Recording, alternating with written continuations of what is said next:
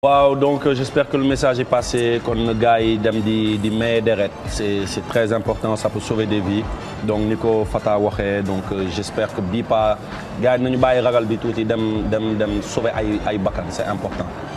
Fata balaa ñuy terminer on va revenir sur l'aspect écriture. Parce que bu ñuy déglu say textes wala di la déglu c'est très difficile de le décortiquer parce que t'as un style d'écriture bi nga xam ne qui t'est propre. bëggoon naa ñu nga expliquer ko un peu. Tu vois. Détailler ko tamit à travers ay exemples.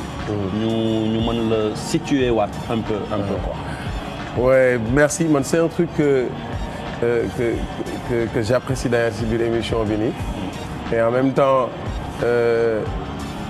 parce que tout simplement ça reste une rubrique en fait ci sa biir émission quoi parce que dans le fond on est en train de ramener le hip-hop ci benn aspect poétrique en fait. Mais je sais que am na ci partie quoi mais man mooy comme j'ai dit tantôt j'ai une influence américaine du hip-hop de telle sorte que man dama yàgg xool ci seen ay rimes yoo xamante ni c'est beaucoup plus disons des homonymes en fait mooy des mots qui s'écrivent de la même façon qui se prononcent de la même façon et qui ne s'écrivent pas de la même manière et que man loolu fii Sénégal on ko considérer comme des rimes fii on a l'habitude de faire des rimes embrassées yi nga xamante ni boo defee benn rime ci dajjeeku wala nga def ci rime ci jébbalu après boo demaatee defaat ba next vers bi fin bi da ngay def jéggalu voilà nga xam ni c'est ce que les gens attendent c'est comme ça que nous avions éduqué cette sphère hip-hop en fait noonu la ñu leen yaree ñun ba nga xamante ni fanatique hip-hop bi leneen lu bokkul ak loolu duñ ko jël quoi day mel ni facilité alors que en réalité rime boobu noonu ñu tuddee rime comment dirais-je les anonymes en fait c'est ce qu'on appelle les rimes embrassées moom la ñu doon jàngale bi ñu nekkee xale mu tudd les rimes faciles mais nit ñi duñ ko rappeurs yi public yi ñu bëri duñu mën a comprendre loolu parce que man loolu ñuy wax ñun punch la next level bi c'est-à-dire liy ñëwaat mooy nekk rime bi waat parce que moom ngay xaar noonu lañ dem ba yare ko nit ñi ce qui fait que soo ñëwee def leneen lu bokkul ak loolu dafay mel ni en réalité da nga tu n'as pas réfléchi pour faire le texte wala tu n'as pas réfléchi pour avoir une rime bu ciy toppaat quoi alors que d'habitude c'est pas ça man je trouve que il y a des styles les Américains ils ont l'habitude de faire ce genre de trucs yoo xamante ni la majeure partie de soo dégloo seen texte yi du ñu jouer ak rime bi mais dañuy jouer ak mot bi quoi. nga xamante ni waaw mooy au fait yow tu parles de mooy rime riche yi. voilà jéggalu. voilà xam nga rime riche yi ñoom si homophonie bi la ñuy gën a nekk au fait. voilà ci homophonie bi. la ñuy gën a nekk en fait que rime bi en réalité. voilà man c'est de ça que je parle en fait c'est pour dire que parfois di nga déglu ay textes américains yu bëri doo déglu typiquement la rime que tu attends. mais da ngay déglu ne ci intonation bi di nga dégg ne ils ont essayé de capter le même truc donc man c'est sur ça que je joue et que d'habitude tu n'es pas obligé d'avoir next level bi ngay xaar. mais avoir le choix de voilà donc man choix de mots yi ñoo may gën a importer et puis être dans le fond du thématique quoi.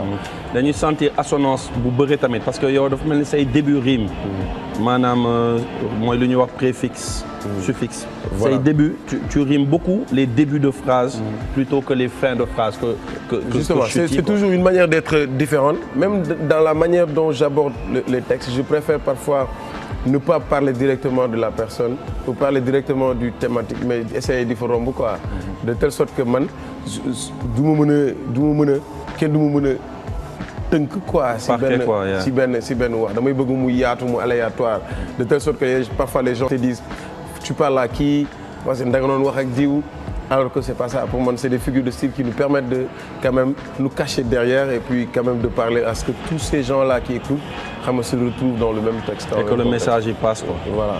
Mais exemple a cappella tey moom damay benn a cappella su ma waxee par exemple ne soo xoolee moom laa si affaire rime yu bëri yu dul ñëw su ma xool laa ko tibbee seen cofeel ngeen cotiser xol bu nice laa ko jënde dëgg-dëgg musique mën nañ ko dundee di si añ di si reer ti bu njoganiku séddaale ndékki may ci bàyyi tibal yaay dencal xale yii lu ñu mën a lekk day yaatal xel naatal xol seetal jikko seetal lii fas ay mbokk sas ay mag wax tas ay wax ju neex te lu neex ñëpp ko bëgg bu doon sa sago ñu di ko tëgg li ñëpp bëgg am na solo hadisu musique moo ko solo c'est-à-dire une fois ngay retrouver sax benn yoon rim bi ñëwaat mais je joue dans le fond ci mots yi ba nga xamante ni di nga mën a retrouver le sens et le fond de truc.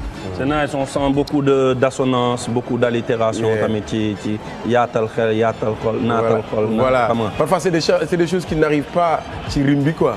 Mais da ngay gis ni dina mots yi dina neex. Et puis wax bi dina neex quoi. Pour moi tout ça ça fait partie de l'écriture quoi. Mais ñun on a d'habitude mais je trouve que rappeurs yi fii comprendre nañ loolu lépp. Mais sauf que dañu nekk ci benn côté rek ba nga xamante ni boo defee leneen c'est comme si tu es nul. Il faut qu'on s'ouvre. Tu sais je te raconte une anecdote. Sama album bu passé Rafrique, j'ai fait exprès d'avoir demandé à Maxi Crazy de me faire un texte. Et ceci était juste une manière de m'ouvrir en fait, de montrer à d'autres artistes que écoutez, il faut qu'on s'écrive entre nous, il faut qu'on apprenne à donner des textes. Fansou Fat. Il a écrit les deux premiers couplets moom moo ko defal. Ok. Donc pour dire que dama koy wax ne ko après suite bi j'ai entendu dire que looy Fata texte am yëpp dañ ko koy bindal wala affaire yi alors que c'est le seul texte dans ma vie la nit mos a bindee. Pour dire que j'ai compris que Nio il écrit beaucoup de textes même pour des rappeurs. Yeah. Hein?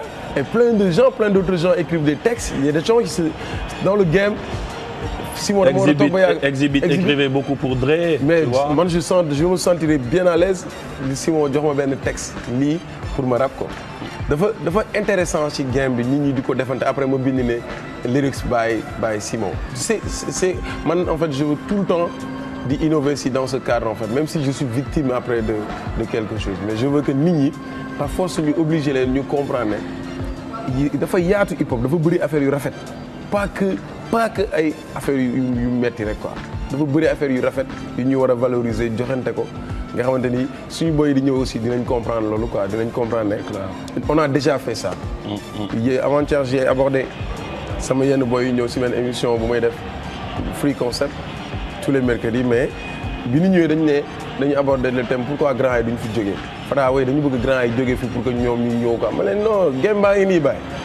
jarul xëccoo ku ñëw na def li mu war a def mais en réalité sachez que gars yi li ñu fi def mu ngi fi taxaw dañ ko def ba pare mais yéen bu ngeen ñëwagul defagulee li ñu naan kuy sàcc kuy yor du sëqat c'est ça en fait tu peux pas d'un coup ñëw rek def benn affaire mais da ngay nangu ni li fi jot a nekk gars yi ñoo ko fi def. gars yi imposé wu moo gën ñu naan na fi gars yi jógee quoi. Justement imposé je crois que c'est plus important que kii quoi mais xam nga rek facilité mooy loolu mais bon. kooku moom beneen débat la. yeah man. en tout mais Fat da ngay play tu joues à la PlayStation. bon mais aayuma ci trop. man bu doon ma attaqué sama doom laa lay boole de Mohamed. barke yàlla. moo joué ak xale. ba taxaw ci suuf naan ko vas-y. pourquoi je te dis ça dañu am benn rubrique bu bees. mooy passe-temps en fait. bu artistes yi maanaam bu ñu nekkul studio lu ñuy def. ok et je me suis rendu compte que plein. mais war nga entraîner ndax ñu ngi pare benn tournoi. non sérieusement Djibi. Djibi kenn mënu ko doon mix il est super fort Canabasse xam nga ñoom JP. Caat xam nga booy aussi ay yaru tubaab lañ leen yar te man kaw laa xam nga. man PlayStation day. mais ñoom Caat ak kilifa. non mais sama doom ay sowaas la ñu sax dañuy non mais sama doom. Mohamed incha allah moom ku ma ci attaqué ma teg ko moom. dégg naa ko waaw. léegi kon yow. Mohamed ngay inscrit moo lay représenté. bisimilah de passage damay nuyuwaale sama copain bu nekk Paris Birane. et galam laa nekk su ma nekkee biiru ak saxa. mais c'est une manière de raconter une anecdote si affaire PlayStation yi donc. comme dañuy naan nekk ci gàll bi dañuy toog ba yàgg mu jënd PlayStation 3 bi nii léegi bu day toog di xaar ci gars yi ci réseau bi quoi pour inscrire pour gars yi jouer ak moom quoi. mais tellement que aayul dafay door a jënd play bi day yow fu mu inscrire bu ko gars yi jotee dóor ko ay 21 ay 10 ay 15-0 affaire yooyu quoi. mais day toog ba yàgg di xaar lu yàgg nekk en attente pour jël beneen joueur bu ñëw quoi mais gars yi du ñëw mais gars yi du sonn si di la dóor. ayo. Birane entraînel en tout cas ñun bëgg nañu def benn tournoi fii. Inch'Allah j'en profite xam naa dañuy dem déjà sax xool un peu man ak caat benn match dafa ma doon tëkku quoi xam nga. ah oui ku bàcc. di ma naan ay non bàyyi ñu seetaan rek. di nga ah oui xam ku bàcc xam nga moom dafa rëy laa mel. waaw waaw ni ma tëkkoo gars yi naan tey nga dee. ñu seetaan loolu xool ma joxe.